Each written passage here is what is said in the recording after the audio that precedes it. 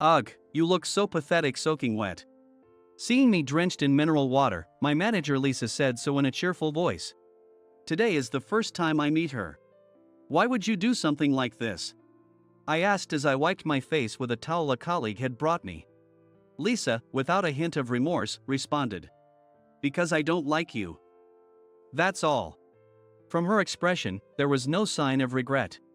Amidst this, a man hurriedly approached Lisa. He was Benjamin, her father, and the department manager. His expression was the complete opposite of the delighted Lisa. He was pale as if in shock. Lisa, take back what you just said and apologize right now. Benjamin was frantic as he confronted his daughter. Lisa, unable to accept her father's words, retorted. Why should I apologize to such an incompetent employee? Questioning her nerve to call someone incompetent to their face, I silently observed the situation. Faced with his daughter's arrogant attitude, Benjamin quietly began to explain something. Hearing this, Lisa's attitude dramatically changed. The details were: my name is Alexander. I recently graduated college and just started working as an employee. While it might not seem like a glamorous aspiration, I have always dreamed of working at a company. While my peers dreamed of becoming astronauts or pilots, I was the odd one out. Still, regardless of what others thought, I admired the life of a salaried worker. This was largely due to my father. My father, Oliver, never compromised in his work and was deeply trusted within the company. Not just for his results but also for how he valued his colleagues. His attitude was attractive even to me as a child. My father taught me many important things. Particularly, he always said, value people and you can't achieve anything on your own. I heard these words so often they became a guide to live by. Despite his numerous accomplishments and accolades, my father never saw them as his alone. His attitude of humility and dedication to his work was always my aspiration. Father often invited his subordinates and colleagues home. It was clear from these interactions how well liked he was by everyone at the company. He not only discussed work but also listened sincerely to personal matters. He valued his co-workers not just as company assets but as individuals, which was evident even from just observing. It was no wonder that he was so admired by everyone around him. I wanted to be a salaried worker just like my father. Although it was too embarrassing to tell him directly, I genuinely felt that way. And now, having graduated from college, I've started my job. The company I joined is the same one where my father worked until his retirement. I chose it because of what I heard from him. The company culture and workplace atmosphere seem impeccable. Of course, there are many things I won't know until I actually start working. Still, I was eager to try my best in the same environment where my respected father had worked. There are still people in the company who worked with my father, and they have been very kind to me. It's clear how much my father was loved by so many. Just thinking about it fills me with joy. A senior told me, "Your father really helped me out, so don't hesitate to come to me if you need anything." It's very thankful, but I shouldn't rely on it too much. It feels like I'm taking advantage of my father's reputation and makes me somewhat uneasy. I steeled myself and threw myself into my work. I would have liked to say that relationships at work were generally good, but there was just one person who despised me. That person was Benjamin, the department manager. Benjamin seemed to resent that I was getting attention because of my father and took every opportunity to dislike me. Whenever I asked for explanations on new tasks, he would invariably scoff, "You can't even do this? Didn't you graduate college?" and laugh at me with a look of disdain. Each time, I felt frustrated, but as a newcomer, I couldn't even argue back. Benjamin, who constantly hurled sarcastic remarks, would assign me tasks without properly teaching me anything, as if it was his daily routine. No matter how much I asked, he never gave me a proper answer and continued to look down on me. I have some questions about this task. Just figure it out and do it yourself. But even so, stop bothering me. You're useless and incompetent. Benjamin's outburst echoed across the floor. Seeing my frightened expression, Benjamin seemed pleased. All you do is talk back. What kind of upbringing did your parents give you? His sneering, ugly demeanor as he ridiculed me was nothing short of grotesque. I could have endured being criticized personally. But hearing him speak ill of my respected father was painfully hard to bear. Yet, I couldn't just explode in anger and lash out. I bit my lip and endured. I thought if I could produce results so impressive that no one could criticize them, he would have to acknowledge me. I worked hard with that belief, but Benjamin's attitude didn't change at all. If anything, it only got worse day by day. He even started hiding necessary documents in obscure places, almost driving me to a nervous breakdown. The reason I was able to continue working despite all this was because I was fortunate to have supportive colleagues and seniors. They helped me when they saw me struggling with Benjamin's harassment. Without them, my spirit would have broken long ago. I cannot forget the kindness these people have shown me. Reinvigorated, I doubled down on my efforts. As a result, I became able to handle tasks at a much faster pace compared to others. The label of being the son of a well-regarded former boss no longer mattered. I had earned everyone's respect through my own abilities. My colleagues and seniors rejoiced in my growth as if it were their own. It was just as my father taught, you can't achieve anything on your own. If I continued to produce good results, Benjamin would have to recognize me. With certainty, I continued my daily life, but one day, out of the blue, Benjamin called me in. I hadn't made any mistakes or taken any problematic actions. Wondering what it was about, Benjamin spoke calmly. "You seem to be doing well lately." "Thank you. I have a suitable job prepared for you." A job suitable for me. Though it seemed a bit suspicious, I was interested. More than anything, I was happy to finally be recognized by Benjamin. "What kind of job is it?" I leaned in eagerly as I asked Benjamin. "I want you to be involved in a project to start up a new branch." "Starting up a branch office?" I couldn't help but raise my voice in surprise. I thought it was just another office task, so I was pretty surprised. Even without asking for details, I knew it was a significant project. The prospect of setting up a new branch was more exciting than daunting. "So, what will it be? Are you in or out?" "I want to do it. Please let me join the branch setup project."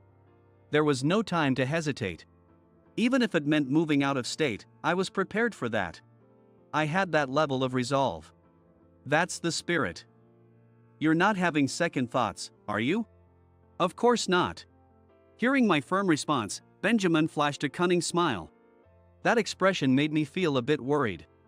And then, in the next moment, Benjamin said something unbelievable. "Well then, do your best in Africa." What? It might have been the biggest shock of my life. Unbelievably, the location of the new branch Benjamin mentioned was Africa. Caught off guard by the overseas assignment, I couldn't hide my confusion. That's when I realized, this was Benjamin's trap. "Recently, you've been getting cocky because you've sped up your work. Are you sending me to Africa just for that?" It's a punishment for a young upstart who thinks he's something just because he can handle his job a bit. It was absurd. I wasn't getting cocky at all. I had never heard of being punished for being competent at work. The more shocked I looked, the more Benjamin's smile broadened. Ultimately, it didn't matter whether I was competent or not to him. The reason wasn't clear, but he just disliked me as a person. Thus, my trip to Africa was decided. When I told my colleagues and seniors about going to Africa, everyone was shocked. Although they knew Benjamin had a malicious character, no one imagined he would go this far. Hopefully, it would all turn out to be just a joke, but that seemed unlikely. And, although I hadn't been told the details, I had agreed to go. It would be my first time overseas, and it would be a lie to say I wasn't anxious, but I had to be resolute. It would likely be years before I could return to this workplace. Encouraged and bid tearful farewells by my colleagues and seniors, I set off for Africa. I will make the Africa branch project a success. It might seem like grasping at clouds, but I saw it as a chance. My state of mind could be described as 80% anxiety and 20% hope. In the end, I just have to do it. I murmured to myself on the plane to Africa. Years passed. After completing the branch setup project in Africa, I returned to the United States. I was to return to the head office. People had changed, and there were many new faces. One particularly notable person was a woman named Lisa, who had become a manager while I was away. As I was making my rounds greeting people at the head office, she appeared out of nowhere. "Are you the guy who was so useless he got shipped off to Africa?" Meeting me for the first time and saying such things right away. I was shocked by her insensitive remarks, but after hearing a certain piece of information about her, I somehow understood. Lisa is actually the daughter of Benjamin, the one who sent me to Africa. From what I've heard from my colleagues, she seems to have a particularly problematic personality. Taking advantage of her father's support, she behaves as she pleases, causing trouble. She hardly does her job properly, spending her day on her phone looking for men on dating apps. Her threat to employees she dislikes is, "If you defy me, you're fired. Pack your bags and leave right away." She constantly makes these selfish demands. Her reputation in the company is the absolute worst. She holds the position of manager only because of her father, and she is nothing but a nuisance. It seems the office was quite stirred up because of her while I was in Africa. Listening to these stories, I was nothing short of appalled. Nevertheless, there are familiar faces of colleagues and seniors at the workplace. They are the people who genuinely worried and supported me when I went to Africa. I went around greeting those I had previously relied on. Everyone was happy about my return. It was a heartwarming reception. Seeing the faces of my colleagues and seniors, I felt genuinely happy. As I was making my rounds, one person approached me. It was Lisa. Her expression was discontent, with a deep frown between her brows. "Hey, you. What is it? I feel like people in the office are way too submissive around you." Apparently, that was the cause of Lisa's displeasure. It shouldn't matter to her how others act towards me, but... Lisa turned to the colleagues and seniors I was talking to and said, "Are you guys stupid, sucking up to someone like him?" Then she walked back to her desk, so I thought she had returned to work. But she came back holding something. It was a plastic bottle filled with mineral water. As she unscrewed the cap, I wondered what she was about to do. Suddenly, Lisa threw the water right at me. I never imagined being doused with water on my first day back at the head office. I was completely soaked. People around were shocked and quickly fetched a towel for me. "Ugh, you look so pathetic, all wet. Why would you do something like this?" "Because I don't like you. That's all." Lisa, smirking without a hint of remorse, smiled. Her smile was just like Benjamin's, and at that moment, I felt the unmistakable link between father and daughter. "By the way, I've heard all about you from Dad." "Dad? You mean Benjamin?" "That's right. The useless, incompetent employee, right?" "I see, so that's what she had been told." It seemed she disliked the fact that an incompetent employee like me had returned and was being welcomed. "There's no place for an incompetent like you here, so you shouldn't have come back to America." Then, one person hurried over to Lisa. It was her father, Benjamin. His face was pale, and he was shaking. "Lisa, take back what you said and apologize right now." "What? Just apologize? Now? Why do I have to apologize to an incompetent employee?" Caught off guard by the demand for an apology, Lisa angrily confronted her father. With a look of anger, Benjamin responded to his daughter. "This man, Alexander, is a candidate for our next president." "What? A candidate for president? Are you kidding me? It's not April Fool's Day, is it?" Lisa was utterly astonished by Benjamin's statement. It's no wonder she was surprised. But the fact that I am a candidate for the next president was true. It was the result of successfully launching a branch in Africa. I built up achievements in a situation where I barely knew right from left, and was evaluated accordingly. Initially, I barely understood the language and often felt like giving up. However, the desire to prove Benjamin wrong and the encouragement from colleagues and seniors kept me from quitting. My hard work bore fruit, and how much I achieved was surprising. Lisa was the only one who didn't know I was a candidate for president. Even after Benjamin explained, she couldn't accept it and snapped back. "Impossible. Did you use connections or something?" "That's not the case." "But his father was your former boss, right?" As expected, it seemed Benjamin had connections with my father. For the record, I didn't use any connections whatsoever. Facing his flustered daughter, Benjamin sighed and said, "That man wouldn't use connections to hire or promote his son." Hearing Benjamin talk about my father was new and felt strange. "Alexander, I want to apologize for my past actions and my daughter's rudeness. I am truly sorry." Yes, Benjamin apologized. It was clear he wasn't just saying it superficially. It was hard to believe he was the same Benjamin who had harassed me so much. This was the moment I decided to ask something I had long wondered about. Benjamin, there's something I've always wanted to know. What is it? Why were you so unreasonably harsh on me? Well, Benjamin seemed troubled by the question, but I still wanted to know. Such harassment without any reason seemed unlikely. Slowly, Benjamin began to speak. As your daughter mentioned earlier, I was a subordinate under your father. I listened silently with a serious expression to what Benjamin had to say.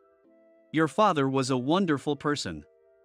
Although he treated me well, I also felt envious. What do you mean? Your father was competent and beloved by his peers. I envied that, and at the same time, it made me jealous. Why would you feel that way? I thought I was making a fair effort back then. Benjamin seemed to be reminiscing about the past, biting his lip as he continued. So I couldn't understand why I couldn't be like your father.